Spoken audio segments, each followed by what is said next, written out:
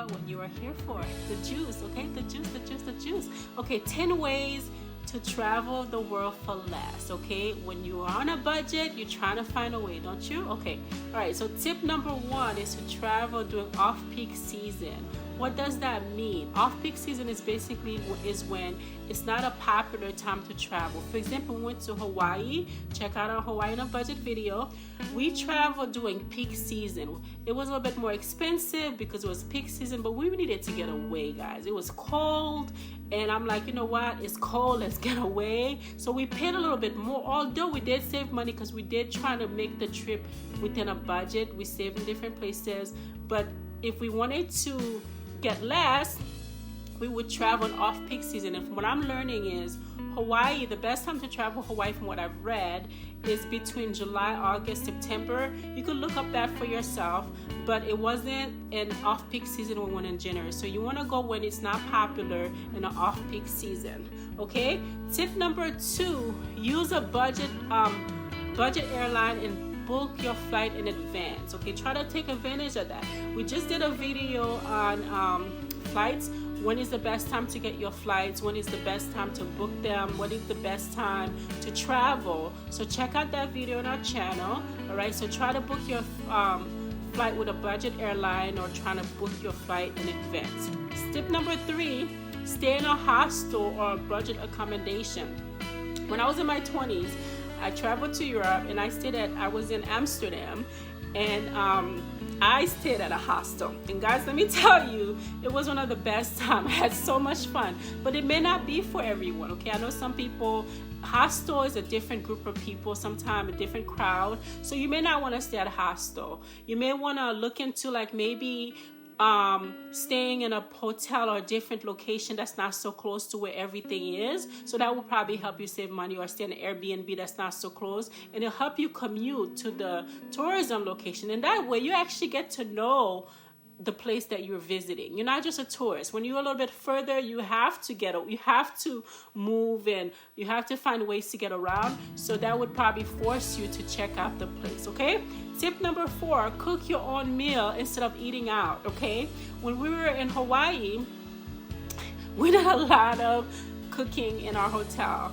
It saved us a lot of money because we were hiking a lot. We did a lot of hiking, but what we did was, when we were later in the evening, we would have nice restaurants. We would go to a nice, and it also saved us a lot of money to do a lot of more entertaining stuff that we enjoy instead of spending money eating food that is just, so we got to eat in nice places, but for the most part, we cooked a lot of our meal at home, and it really saved us at the hotel, and it saved us money, okay? Tip number 5 is to use public transportation instead of taking a taxi or Uber or Lyft.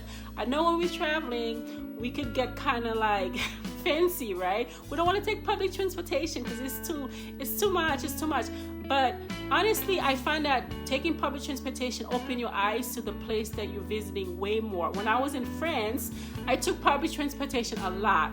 I was in Italy, I took public transportation. I was traveling and I took public transportation a lot. And I got to know the places because of that. Because I took public transportation, I saved a lot of money, and I took a lot of public transportation, and it helps me to actually get to know the places more by doing that.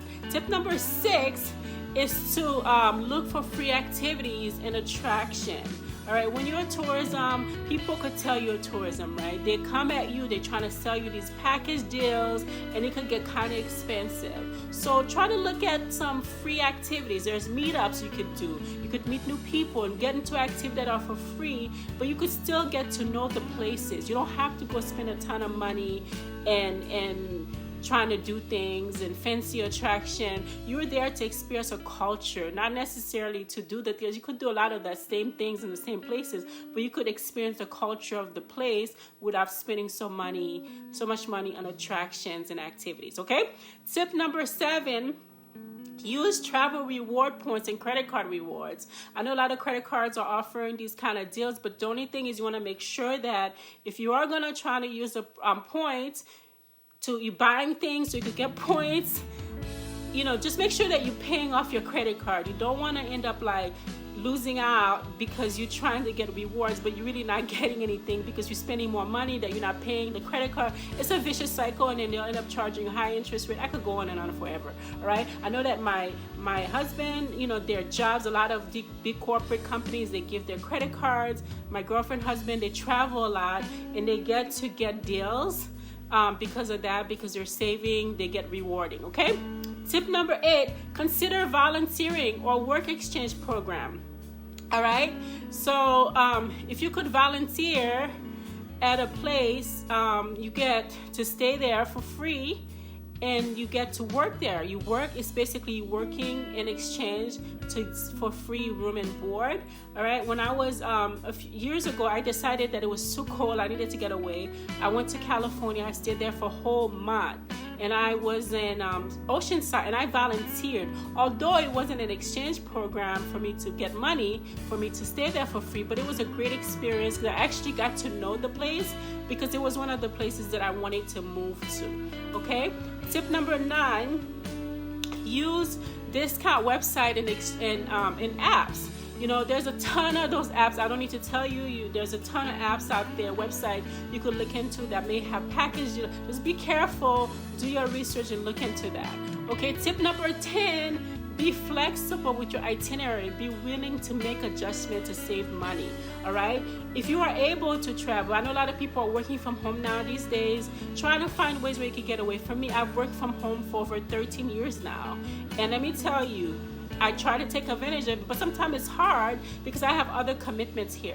So it's hard for me to get away, but I am looking forward to traveling some more. All right. So where have you been? Tell us in the comment below. Tell us, how have you saved money? How can we save money with some of the tips that you have?